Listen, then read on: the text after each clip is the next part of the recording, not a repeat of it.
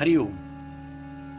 राजा जनक आणि सर्वज्ञानी श्री अष्टावक्र यांचा ज्ञानसंवाद. अष्टावक्र गीता अध्याय 7. श्लोक 1. जनक उवाच. मय अनंत महांबोधो विश्वपोत इतस्थितः भ्रमती स्वांत वातेन न ममास्त सहिष्णुता. अनुवाद.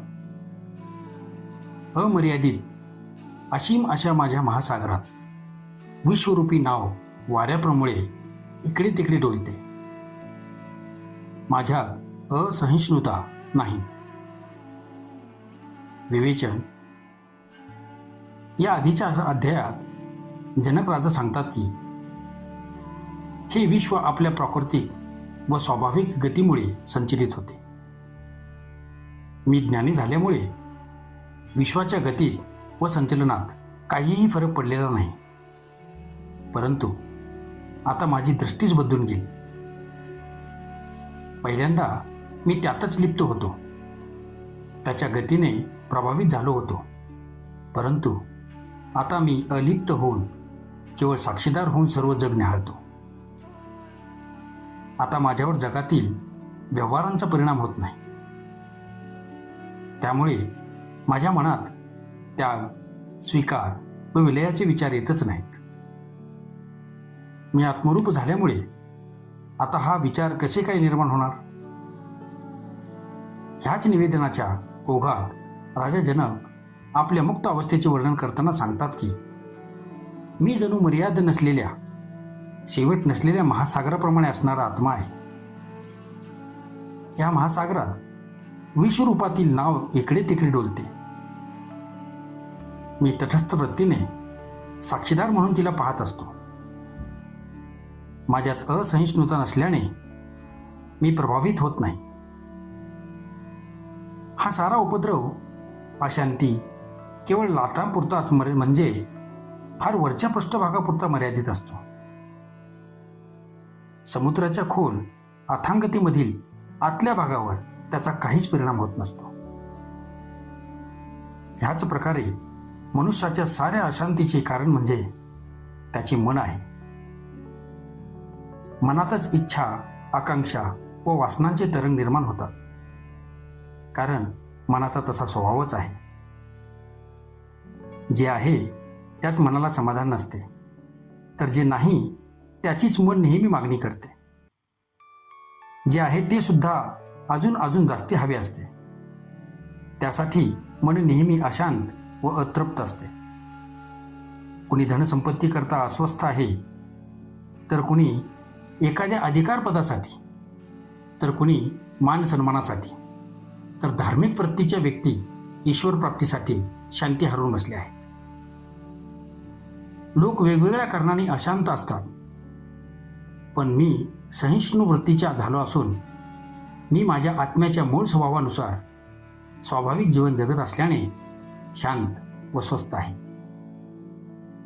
मला शांत होण्यासाठी प्रयत्न सुद्धा करावे लागत नाही, कारण कोणत्याही प्रयत्नामागे इच्छा व म्हणून अशांती असते. जे काही होत आहे ते सर्व ठीक आहे, सर्वाचा स्वीकार आहे. कशाचीही मुद्दाम निवड नाही. हे चांगले ते वाईट असा भेद पण नाही. कोणतीही इच्छा नाही. मी हिंसक नाही व अहिंसक होण्याचे प्रयत्नही करावे लागत नाही. मी जगाचा त्याग केला नसून संन्यास सुद्धा घेतलेला नाही.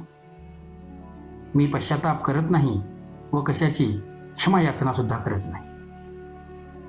काहीही स्वीकार करण्याची किंवा कशाचाही त्याग करण्याची इच्छा नाही. हाच आत्म्याचा स्वभाव आहे व मी त्यात एकरूप झालो आहे.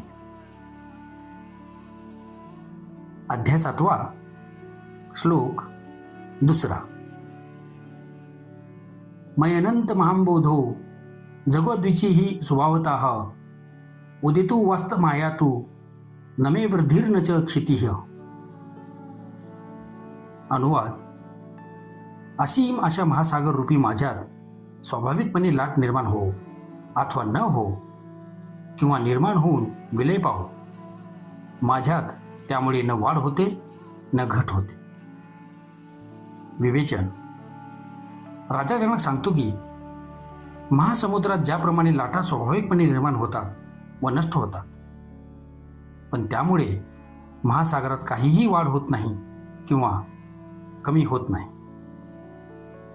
ही वाढ किंवा घट म्हणजे अहंकाराचा परिणाम असतो. अहंकारामुळे प्रतिष्ठेची इच्छा निर्माण होते.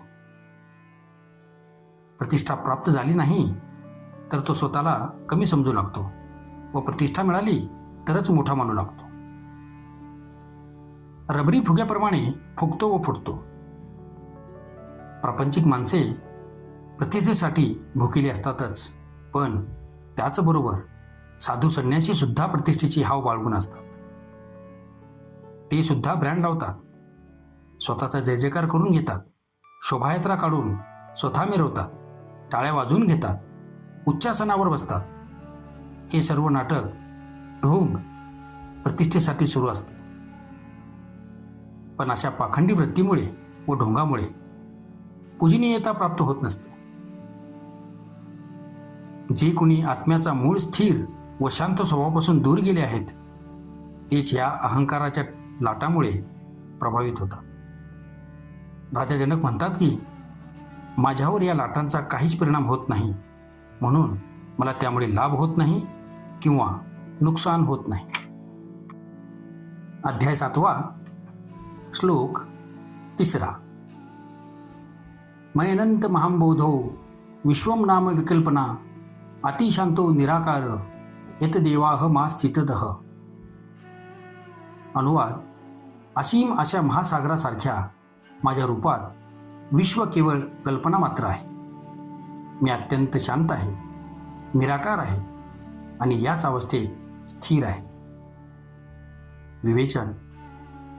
राजा जनक सांगतात की मी आत्मरूपी असीम सागर असून विश्व ही केवळ कल्पना आहे.